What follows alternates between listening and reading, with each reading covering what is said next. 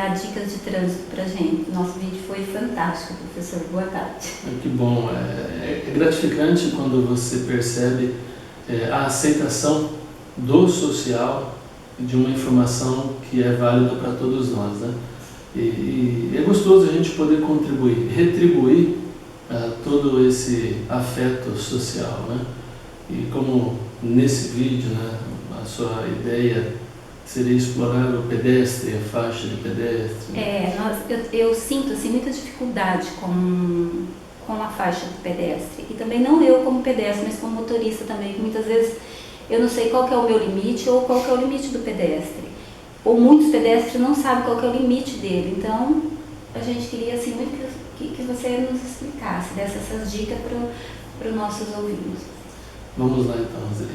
A questão do pedestre no Código de Trânsito. O nosso Código de Trânsito ele é um dos mais modernos do mundo, embora constante alterações o invadam, né? E nós teremos mais alterações nos próximos dias. Mas ele elegeu o pedestre como a parte mais frágil e mais contemplada em preservações, vamos dizer assim. O artigo 1º do Código, no seu parágrafo 5º, ele fala que o Código dará prioridade à preservação da saúde, ao meio ambiente e à vida.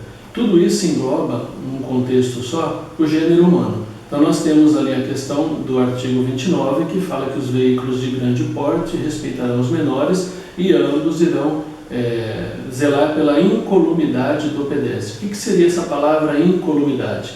A integridade física, a saúde, a segurança.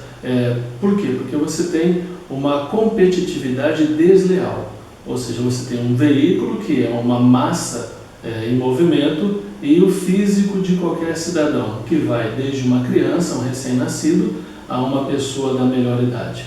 Mais à frente, já no artigo 70, ainda no capítulo 3º, ele estabelece alguns critérios para o pedestre. Primeiro, o pedestre ele tem obrigações, e as obrigações quais são? Nunca transitar no leito carroçável. Você não pode caminhar no meio da rua, você não pode caminhar a esmo, assim, de qualquer maneira, desleixada. Eu sou pedestre, eu sou a parte mais frágil no trânsito, então você, veículo, tem que me respeitar. Essa é uma falta de cultura, uma falta de educação, de conhecimento, a pessoa que aborda essa dinâmica no trânsito. O Código de Trânsito ele colocou regras, então o pedestre você deve caminhar aonde? Na calçada. Nas minhas aulas eu sempre digo que a calçada ela é muito sagrada. Por quê? Porque lá é reservada exclusivamente para o pedestre. E nós olhamos o pedestre apenas no contexto natural. Você olha para você, olha a mim, quem está nos assistindo observa a sua comunicação com o mundo externo na calçada. Mas vem cá, e o cadeirante? E o idoso? E o deficiente visual, o cego? Então aquela pessoa que tem uma limitação física, aquela pessoa que tem um desfavor no uso desse meio que foi estabelecido pelo Código, ela é desprestigiada, ela é desrespeitada. Quando você deixa um veículo estacionado na calçada, quando você deixa um entulho na calçada, você coloca um banco, coloca um vaso, coloca algum obstáculo, para quem enxerga e quem anda normalmente, isso é tudo bem, eu desvio e vou embora.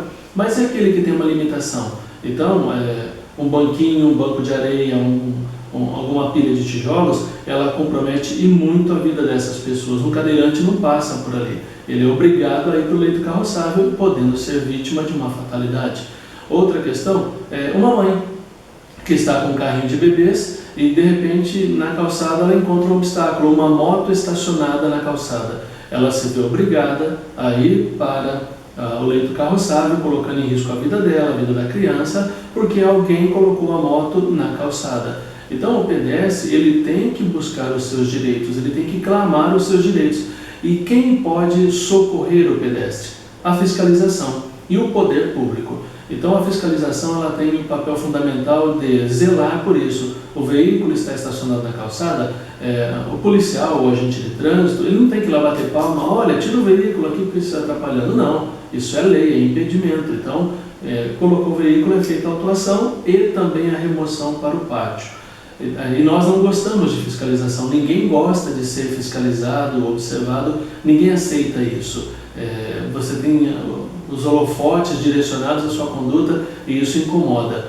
Da mesma maneira que o pedestre usa a calçada, ele tem também a faixa de pedestre, que é um dispositivo que o Código de Trânsito elegeu para favorecer a comunicação de um lado da via a outro. Interpretando a faixa de pedestre, ela é uma extensão da calçada. Então, ali você não pode estacionar, você não pode bruscamente invadir e aguardar o semáforo estar a seu favor. Muitos motoristas, de maneira dispersa ou displicentemente, eles avançam a faixa de pedestre, mobilizando o veículo sobre ela, impedindo o trânsito e o tráfego de pessoas, que é também uma característica de multa de R$ 127 nos dias atuais e 5 pontos na carteira. Ato contínuo a isso, antes da faixa de pedestre, existe uma faixa branca, normalmente uma faixa branca. Nós chamamos aquilo de faixa de retenção. É um outro dispositivo que comunica ao motorista, olha, o limite para você parar é aqui, porque ali o pedestre vai atravessar.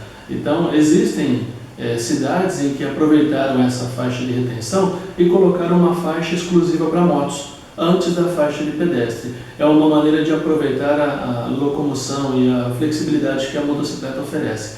Porém, para a motocicleta chegar até lá, tem que existir um espaço, que se os motoristas não se respeitam entre eles, sempre vai existir uma rivalidade.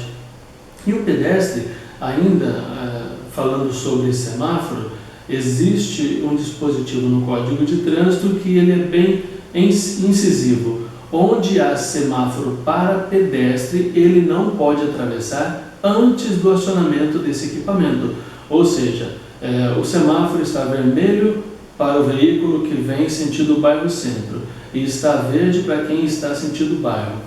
De repente, o pedestre vê que nessas 4 fases ele consegue atravessar, mas ele não calcula que esse veículo que vem no sentido favorável, ele pode convergir à direita. E nesse ato de convergir à direita, ele pode atropelar um pedestre, matar uma pessoa, causar uma lesão, talvez até irreversível. Alguém vai reclamar, pois o pedestre estava na faixa, então direita dele. Não. Se naquele local existe o semáforo exclusivo para pedestre, o pedestre está errado.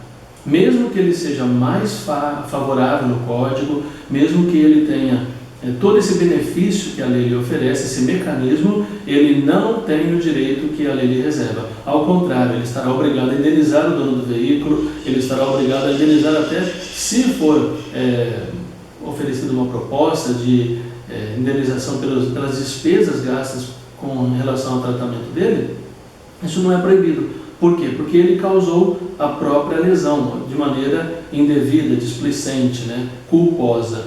E da maneira que se vier a falecer, se esse pedestre ele é atropelado, eu já atendi casos assim, o pedestre faleceu. A culpa não haverá para o motorista, porque no direito penal nós chamamos isso de culpa exclusiva da vítima. A vítima provocou a própria morte, desrespeitando o Código de Trânsito. É igual dirigir, depois gerir bebida alcoólica. Tipo assim, ele assumiu o risco. Ele assumiu o risco de passar pela faixa sabendo que não podia. Assim, esse comparativo da ingestão de bebida alcoólica, uso de entorpecente como ato de dirigir, existe uma grande discussão no direito, porque a figura do dolo eventual, ela deixou de existir no Código de Trânsito, mas como é algo recente, ainda está por chegar algum caso no Supremo Tribunal, onde ele poderá desclassificar essa maneira de interpretar assim. Mas seja com o dolo eventual, com a culpa ou com a provocação do ato, quem sempre levará o pior é o pedestre. Até porque o veículo é o quê? É uma massa em movimento. Você não para uma massa apenas com o acionar dos freios. Ele precisa de um tempo para isso. Existe o tempo de reação e o tempo de parada.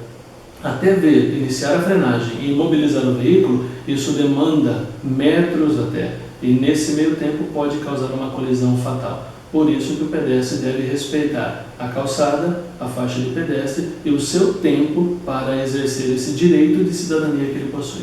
E o motorista fica muito alerta a tudo isso, né? Sempre, o motorista é sempre atento, sempre.